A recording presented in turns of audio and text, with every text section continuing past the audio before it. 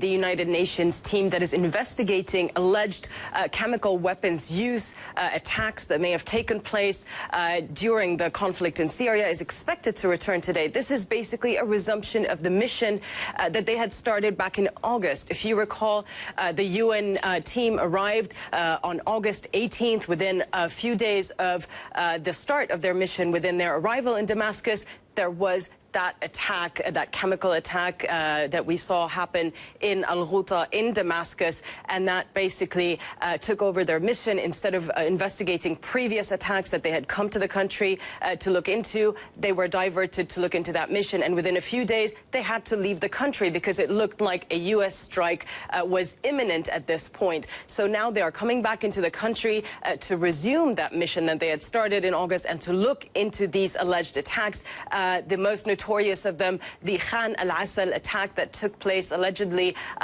in March. That is in the northern part of the country near the city of Aleppo. They're expected to be looking into that attack. Now, the mission scope, it is exactly what it was back in August. They are not there to blame anyone or they're there to ascertain the facts of whether chemical weapons were used, because both the Syrian government and the opposition have blamed each other for these attacks. Now, of course, there are challenges, great challenges for this mission. Now, if we start and look at the fact that they will be looking into that attack in al-Asal that took place more than 6 months ago, there are questions about how much physical or forensic evidence they really will be able to find in a visit to al-Asal. Now, there's also the security challenge.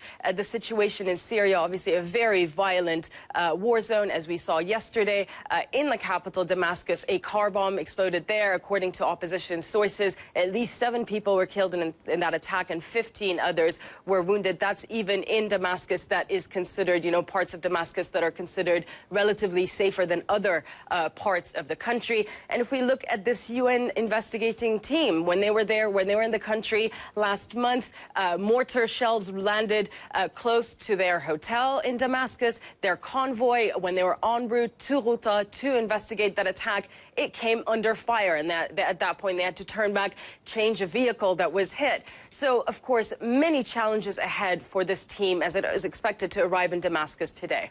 Indeed, yes, security is a major issue, a major concern too. But as world leaders are meeting in New York, and Syria, of course, high on the agenda, we've heard from leaders talking about a political and diplomatic resolution of the war in Syria based on the current events. On the ground, though, how likely is it that we would see opposition and the regime sitting at the negotiating table? I mean, in reality.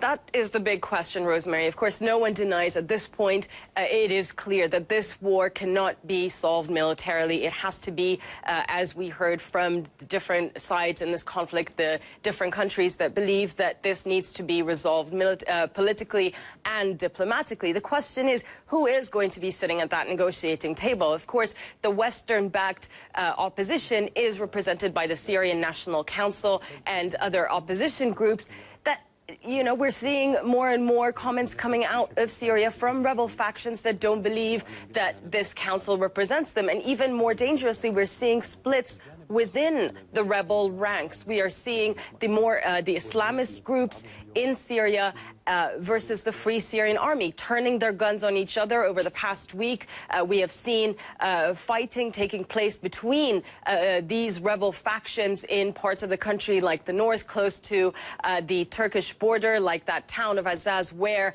fighters that are aligned, their group, the Islamic State of Iraq and the Levant, that is aligned with al-Qaeda, basically took over the town and kicked out the Free Syrian Army there. Now, this same group, we're hearing more and more worrying statements coming out from these groups that are have number of foreign fighters from places like Iraq and North Africa among their ranks. They have put out a statement just yesterday saying that the Syrian National Coalition is secular scum and that does not represent the Syrian revolution or the Syrian people. So, of course, a lot of concerns about how representative the Syrian opposition backed by the West really is of the fighting groups.